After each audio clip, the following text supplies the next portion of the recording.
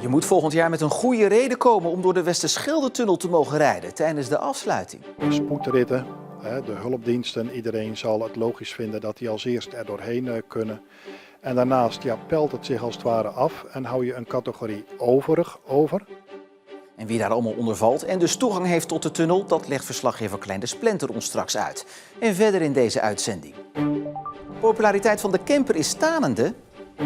En vriendin van vermoorde Thomas doet haar verhaal.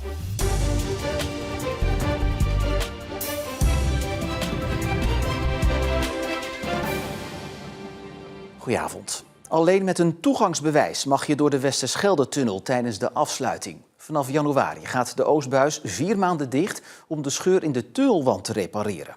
De andere buis blijft open voor verkeer, maar daar mag niet iedereen zomaar gebruik van maken. Alleen als het echt nodig is. En noodzakelijk verkeer, nou dat zit al in het woord. Daar zit noodzaak in, bijvoorbeeld vanwege een beroep, een arts, iemand in de jeugdzorg of bijvoorbeeld iets uit de logistieke sector wat echt vervoerd moet worden. Of waar je echt een auto of vrachtautootje bij nodig hebt. Dat kan er in die maanden doorheen. Was het lastig om een keuze te maken? Uiteindelijk hebben we het met elkaar gedaan. Ik heb heel veel mensen gesproken, ook mijn team. Met de zorg, met het onderwijs, met de havens, noem maar op. En uiteindelijk zijn we tot een prioritering gekomen. Spoedritten, de hulpdiensten, iedereen zal het logisch vinden dat die als eerst er doorheen kunnen. En daarnaast pelt het zich als het ware af en hou je een categorie overig over. Nou, in overig, daar kunnen mensen ook een beroep op doen om te kijken, kan ik een ontheffing krijgen? En ik praat erover verder met verslaggever Klein de Splinter. Ja, iedereen vraagt zich natuurlijk nu af, zit ik daarbij? Dat ligt eraan. Als jij spontaan een bezoekje wil gaan brengen aan je opa en oma in Zeeuws-Vlaanderen, dat zit er niet meer in. Dat is die categorie overig wat we zojuist hoorden. Het kan wel zijn als er nog een plekje vrij is die dag, dan kan je een poging wagen om dat te reserveren. Maar het advies blijft nog steeds, pak voor dit soort gevallen het openbaar vervoer in die maanden. Ja, dit zijn natuurlijk de cruciale gevallen. Er zijn ook spoedmeldingen te bedenken waar je niet per se een blauw licht en een sirene voor nodig hebt. Hoe zit dat? Ja, denk bijvoorbeeld aan sterfgevallen of bevallingen. Ja, dat kan natuurlijk niet 24 uur wachten. Die zijn ook opgenomen in dat prioriteitenlijstje. En dan kan het zijn dat je bijvoorbeeld zo'n toegangsbewijs krijgt via de zorginstelling waar je bevalt. Ja, nog even voor de herinnering. Waarom is dat reserveren eigenlijk allemaal nodig? Ja, er is bewust gekozen voor blokrijden, zodat die tunnel in beide richtingen open blijft. Dat was ook een wens vanuit Zeeland. Maar dat betekent wel, om dat plan te laten slagen, dat er minder gebruik moet gemaakt worden van die tunnel. Anders heb je aan beide kanten verkeerschaos. Dat willen we niet. En ja, daar zit ook nog wel een andere grote zorg. Want die logistieke puzzel, die is nog steeds niet gelegd. En daardoor blijft dat andere scenario, dat eenrichtingsverkeer, ook nog steeds een optie. En we zijn nog niet zo ver. Denk aan bijvoorbeeld het vinden van de PNR-locaties. Daar heb ik medewerking van bedrijven voor nodig. Gemeente Terneuzen denkt er mee, gemeente Borselen. Die moeten nog wel gevonden worden, ook geregeld worden. Nou, ik ben vol goede hoop dat het allemaal lukt. Maar tegelijkertijd, als het niet lukt, dan vallen we terug op eenrichtingsverkeer. Maar ik denk niet dat ik daar heel veel mensen blij mee maak. Nee, niet heel veel mensen blij mee maken. Kan hij ons wel al blij maken met het reserveringssysteem? Kunnen we al gaan reserveren? Nee, dat kan nog niet. Dit is weer een tussenstap. Hè. Het is nu bekend wie er in aanmerking komt voor zo'n reservering. Maar hoe dat in zijn werk gaat, waar je dat kan gaan doen, dat is nog niet duidelijk. Maar dat zou voor de zomervakantie wel zo moeten zijn. Weer even wachten. Carlijn de Splinter, dankjewel. De gemeenteraad van Terneuzen wordt vanavond bijgepraat over de coalitievorming in de gemeente. Verkenner Eppie Klein presenteert zijn eindverslag over zijn pogingen om tot een coalitie te komen. Een paar weken geleden werd al duidelijk dat dat niet is gelukt, omdat meerdere partijen de PVV uitsluiten, de grootste partij in de raad. De oude coalitiepartijen willen daar nu met elkaar verder. Ook in Sluis staat de formatie op de agenda. Daar komt formateur Ben de Reu met zijn eindverslag. Hij zal de gemeenteraad bijpraten over de mogelijkheden die hij ziet voor een nieuw college. En in Rijmerswaal tot slot, daar geen verkenners of formateurs. Daar wordt vanavond het nieuwe college juist geïnstalleerd en het bestuursakkoord gepresenteerd. Daar vormen SGP en Leefbaar Rijmerswaal ook de komende 4 jaar het college. Rijmerswaal is na Huls de tweede gemeente met een nieuw college in Zeeland. Zeeuwse gemeenten hebben vandaag geteld hoeveel dak- en thuislozen er zijn in de provincie. Het idee is dat gemeenten deze mensen beter kunnen helpen als ze weten hoeveel het er zijn. De Daklozen zijn niet alleen zwervers, maar ook mensen die bijvoorbeeld bij vrienden op de bank slapen omdat ze nergens anders terecht kunnen. Het is de eerste keer dat er een poging is gedaan om dak- en thuislozen te tellen in Zeeland. De resultaten worden van de zomer bekendgemaakt. 22 juni vorig jaar zal voor de familie van Thomas uit Vlissingen een gitzwarte dag blijven. Op die dag werd Thomas in een supermarkt in Vlissingen doodgeschoten. Tegen de verdachte is gisteren 14 jaar cel geëist. De vriendin van Thomas mist haar maatje iedere dag. En haar grootste verdriet is dat hun zoontje moet opgroeien zonder vader. Om hun zoontje te beschermen doet ze onherkenbaar haar verhaal.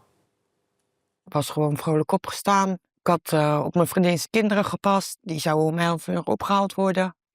Ik werd gebeld door mijn schoonzus Pietje. Je moet nu naar de Jumbo komen. Toen zag ik Thomas liggen. Die zat te vechten voor zijn leven. Ja, vervolgens kwamen mijn vriendinnen aanrijden. Ja, Vlissingen wist het natuurlijk snel. En ik zag hem daar liggen. En gereanimeerd worden. En ja, echt zien vechten voor zijn leven. En toen kwam een agent naar me toe en die zei... het is over. Hij is overleden, mevrouw. Sorry, we hebben alles eraan gedaan. En hoe heb je die dagen daarna ervaren? Die dagen daarna werd Thomas' lichaam natuurlijk in beslag genomen voor onderzoek. Dan ben je zo gespannen en waar blijft hij? Je wilt dat hij thuis komt. Nou, op een gegeven moment kwam hij wel terug natuurlijk. En dan ga je echt in een roes leven. Want ja, dan is het gewoon werkelijkheid. Je ziet tenminste kist. Het verdriet van mij en mijn zoontje is hoog. Mijn zoontje heeft levenslang. Toen is er ook nog een stille tocht georganiseerd. Hoe heb je dat ervaren? Het is heel mooi wat ze voor Thomas hebben gemaakt. Ja, die motors, daar hield Thomas zo van. Lekker herrie, die hield Thomas ook van. Dus dat is goed opgezet. Zou je iets meer kunnen vertellen over Thomas? Wie was hij als partner, als vader? Thomas was een hele lieve man. Een goede partner. Ik kon altijd met hem praten. Over alles. Hij gaf mij inspiratie. Ik kon lachen met Thomas. Ik kon huilen met Thomas. Zo'n partner zou ik nooit meer vinden. Thomas was echt mijn soulmate. Mijn maatje. Qua vader zijn was Thomas een hele lieve vader. Een zorgzame vader. Thomas was echt een heel mooi mens. Terwijl er ook wel soms een ander beeld een beetje van hem is geschetst of bestaat. Dat is echt het hele grote verleden van Thomas. Ik ken Thomas al 17 jaar. En dat is echt het verleden. Thomas is al jaren goed bezig. Zelfs jaren justitievrij. Thomas heeft inderdaad vroeger fouten gemaakt. Maar dat maak ik, dat maak jij, dat maakt iedereen. En wat ik eigenlijk wil zeggen is... dit delict heeft niks met zijn verleden te maken. En het heeft mij ook heel veel pijn gedaan wat er in de media is verschenen. Omdat het niet klopt. Het doet pijn. Het geeft zoveel verdriet, zoveel frustratie. Want Thomas was echt heel goed bezig. Nu hebben jullie samen een zoontje, die is inmiddels 1,5. Ja. Zie je in hem iets van Thomas en vind je dat juist mooi of juist ook wel confronterend? Onze zoon is precies Thomas. En dat vind ik zo mooi. Als je foto's van Thomas vroeger had, zeg maar, op die leeftijd, lijkt hij precies op zijn vader. Ons kind is een godsgeschenk geboren. Daar leef je voor nu. Dat brengt mij de dag door. En op 29 mei doet de rechtbank uitspraak in de rechtszaak tegen de verdachte, waar dus 14 jaar cel tegen is geëist. In de coronaperiode vlogen de campers nog als zoete broodjes over de toonbank. Maar dat is sinds dit jaar wel anders. En dat verschil is goed te zien bij camperverkopers. Ik merk wel, eind vorig jaar hadden we meer mensen op een zaterdag die kwamen kijken dan nu op een zaterdag. En dat merken we heel goed. Een derde is afgenomen. Dus daar moet je ongeveer, tenminste dat meet ik en zie ik ook. Erop uittrekken met de camper is sinds begin dit jaar een stuk duurder geworden. De wegenbelasting voor campers is namelijk verdubbeld. En dat betekent dat camperbezitters 1000 tot 1200 euro per jaar extra betalen. En dat is niet alleen te zien in de verkoop van nieuwe campers. Meer mensen willen nu ook van hun camper af. Nou, er is wel wat onvrede bij de mensen die een camper hebben. Want mensen met een boot of een caravan, ja, die betalen gewoon niks in Nederland. En ook de hoge brandstofprijzen dwingen mensen om de camper de deur uit te doen. En bijvoorbeeld een caravan aan te schaffen, want die markt floreert hierdoor. En dat is wrang voor de camperliefhebber. En als je dan kijkt naar België of Duitsland of Frankrijk, ja, dan is Nederland wel echt weer waar ze bekend om staan op dit moment. Maar toch houdt Wijnen hoop, want er is een harde kern van enthousiaste camperaars die deze hobby niet snel zal opgeven. Schouwen-Duiveland is dit jaar de plek voor het Zeeland Nazomerfestival. Op 3 plekken zijn voorstellingen en exposities. Het strand op de Kop van Schouwen, het Watersnoodmuseum en het schip De Vrijbuiter. Het thema dit jaar is De Zee die geeft en neemt. Het festival begint op 28 augustus.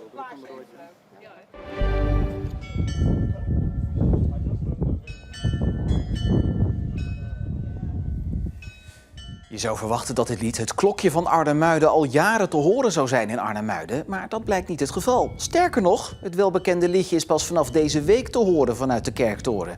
De reden dat het lied nu pas te horen is simpel. Het beroemde lied uit 1949 was opvallend genoeg nooit ingesteld op de torenklokken. Maar daar is nu dus verandering in gekomen, mede dankzij de stadsbijaardier. En het is de bedoeling dat het nummer nu regelmatig en dus ook vaker te horen zal zijn in het dorp.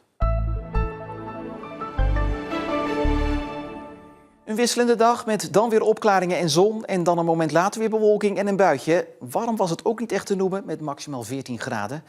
De komende dagen blijft het vrij koud en komen er morgen en donderdag ook veel buien bij kijken. En soms ook met onweer en een gure wind en maxima net boven de 10 graden. Ja, de herfst is vroeg dit jaar, zullen we maar zeggen. Tot zover in ieder geval deze Zeeland Nu. Volg ons online om op de hoogte te blijven van het laatste Zeeuwse nieuws. Bijvoorbeeld over wat er vanavond allemaal in de raadszalen van Terneuzen en Sluis wordt gezegd over de formaties daar. Voor nu in ieder geval een fijne avond.